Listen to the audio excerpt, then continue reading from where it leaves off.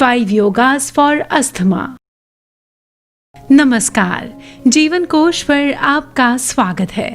दोस्तों, आज हम सीखेंगे वो 5 योगासन जो कि अस्थमा की समस्या में काफी लाभप्रद माने जाते हैं। तो चलिए शुरुआत करते हैं और जानते हैं कौन से हैं वो 5 योगासन। सेतुबंधासन। सबसे पहले अपने मैट पर लेट जाइए इस तरह से।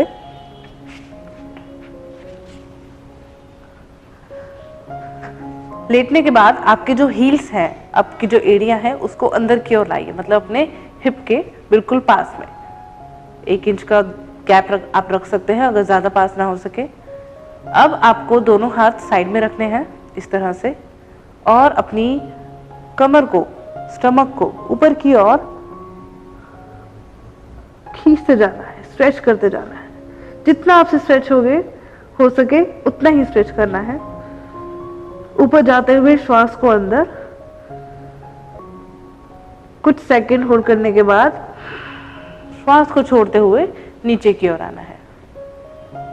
जिनको नी पेन है वो ये ध्यान रखें कि नी को ज्यादा फोल्ड नहीं करना है। आपको स्ट्रेट करके भी, मतलब इस तरह से पैर को रख के भी आप इस आसन को कर सकते हैं। और जिनको शोल्डर या सर्वाइकल या फिर यहाँ पर कोई इंजरी हुई है उनको भी आसन नहीं करना है। इससे आपके गर्दन पर ज़्यादा इफेक्ट आएगा और आपकी इंजरी और बढ़ सकती है। तो ध्यान रखेंगे कि ये सर्वाइकल और इंजरी में ना करें। और जब आप स्टमक को ऊपर करें तो इनहेल तो करना ही है, लेकिन ज़्यादा से ज़्यादा स्ट्रेच करना है आपको। और अगर आप और एडवांस करना चाहते हैं तो अपनी हील को इस तरह से रेस कर सकते हैं, दोनों हाथ पीछे बंद कर सकते हैं। अलग अलग वेरिएशन में आप सेतुबंध आसन कर सकते हैं। और फिर धीरे से नीचे एंड रिलैक्स, पैरों को सीधा कर लीजिए एंड रिलैक्स। अर्धमत्स्येंद्रासन। सबसे पहले आप अपने मैट पर अपने पैरों को इस तरह से सामने की ओर ले आइए, कमर को सीधा कीजिए और थोड़ा श्वास पर ध्यान रखते हुए अब हम अपने लेफ्ट लेग को, मतलब अपनी उल्टी पैर को ऐसे राइट पैर के नीचे की ओर लाना है और अपने हिप पर, मतलब अपनी जो हिप है आपको हील पर इस तरह से रख देना है। उसके बाद राइट पैर को अपनी नी जो आपने फोल्ड की है नी, इसके आगे की तरफ, मतलब उधर की तरफ रखना है। आपको ज्यादा आगे नहीं रखना है। इस तरह से रखते हुए कमर को सीधा कर लेंगे। सबसे पहले आपका राइट हैंड पीछे की ओर आएगा, लेफ्ट हैंड ऊपर की ओर आते हुए स्पाइन को ट्विस्ट करना है। आप अपनी एल्बो से सपोर्ट देकर अपने अंगूठे को पकड़ सकते हैं और ये हाथ आपका सीधा रहेगा, स्पाइन स्ट्रेट रहेगी और नेक पीछे की ओर। जब आप शुरू करते हैं तो आपको इनहेल करना है, पीछे आते हुए आपको एक्सहेल कर देना है। श्वास नॉर्मल रखनी है। आपको इसमें गर्दन ज्यादा नीचे या ऊपर या किसी तरह कि कोई मूवमेंट, मतलब आपका जो शोल्डर है ज़्यादा नीचे झुके नहीं, स्पाइन इस तरह से झुकनी नहीं चाहिए। आपको ज़्यादा से ज़्यादा सीधा रखना है। और वापस आते हुए गर्दन को सबसे पहले, फिर आपको लेफ्ट हैंड और फिर राइट हैंड को इस तरह से रखते हुए सेम पहले वाली पोजीशन में आ जाना है। इसी आसन को आपको दूसरी साइड से भी करना है। भुजंगासन। सबसे पहले आपको मैट के ऊपर उल्टा लेटना है, पेट के बल। देखेंगे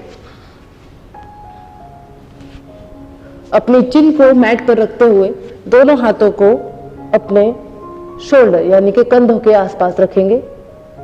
पैरों को बिल्कुल बाहर, टोस को एकदम बाहर निकाल देंगे। धीरे धीरे श्वास को अंदर भरते हुए ऊपर की ओर आएंगे।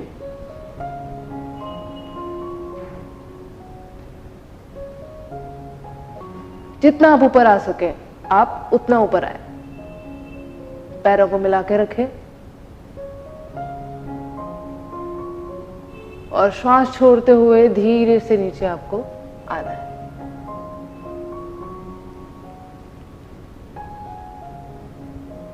इसका दूसरा वेरिएशन मैं बताना चाहूंगी। आप इसको सरल, मतलब कि हाफ, सिर्फ इतना ही उठे, इतना भी कर सकते हैं। अगर आपसे पूरा ऊपर ना उठा जाए तो इस आसन को इस तरह से भी किया जा सकता है और फिर धीरे से नीचे।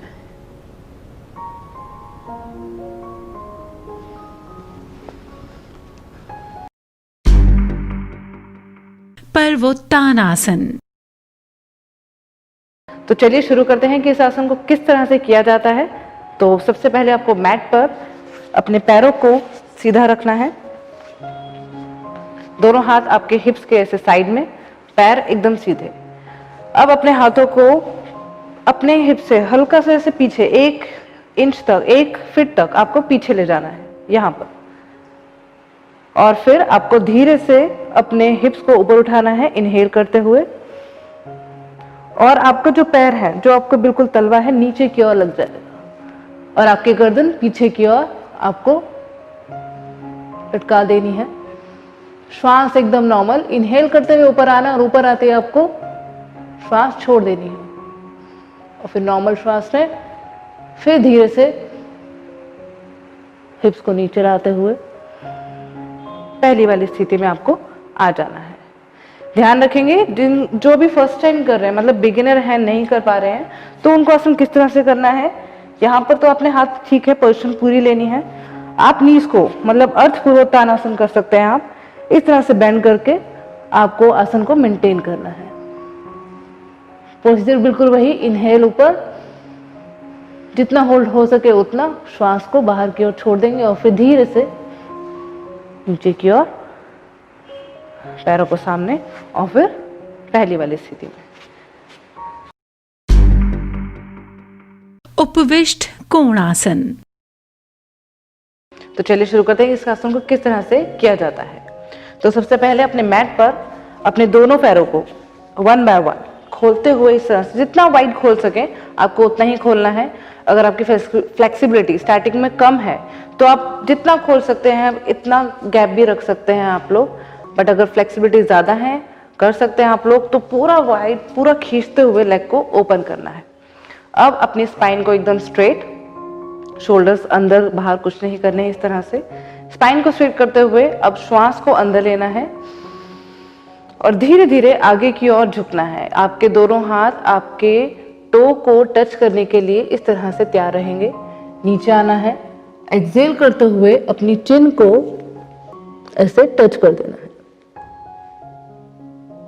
अगर आपसे स्टार्टिंग में चिन टच नहीं हो तो आप फॉरहेड भी टच कर सकते हैं। और ध्यान रखेंगे कि आपको जो आपकी लेग है वो बिल्कुल सीधी रखनी है। आप इसमें सावधानियां देखेंगे, कई लोग लेग बेंड करके इस तरह से नीचे आते हैं, वो गलती आपको नहीं करनी है। आपको सावधान रहना है इसमें। और आपकी जो टो है इसको बाहर की ओर नहीं खींचना है, अंदर ही रखना है, टो को पकड़ना है। स्टार्टिंग में अगर आपसे टो नहीं पकड़ी जाए तो आप अपने दोनों हाथ नीज पर रखकर इस तरह से आगे की ओर, या फिर अपने हाथों को इस तरह से आगे ब्लॉक करके दोनों हाथों को इस तरह से रख के भी इस आसन को कर सकते हैं। जरूरी नहीं है कि आपको स्टार्टिंग में ही पूरा स्ट्रेच कर देना है, बट ध्यान रखिए कि स्पाइन को स्ट्रेट रखना है, आपको झुकाना नहीं है। नीचे आते आते जितनी स्पाइन आपकी कर्व हो जाए बस उतने में ही रहना है, बाकी आपकी स्पाइन एकदम स्ट्रेट रहे। तो ये कुछ सावधानियां आपको ध्यान में रखनी है कि इस तरह से आपको ये आसन करना है। और अगर आपको बैक पेन ज़्यादा है, बैक पेन है, एंकल पेन है, नी पेन है ज़्यादा, तो आसन को अवॉइड करना है। आपको बहुत ज़्यादा स्ट्रेच हो रहा है आपके हिप की तरफ, हिप में कोई इंजरी है, तभी आसन आपको अवॉइड करना है। इस बात का ध्यान रखेंगे। आई होप आपको ये वीडियो काफ़ी अच्छा लगा होगा। इसके सावधानियां और जो भी इसके हमने फायदे बताए हैं उसको पूरा ध्यान में रखते हुए इस आसन को जरूर कीजिए। फिर मिलते हैं। नमस्कार।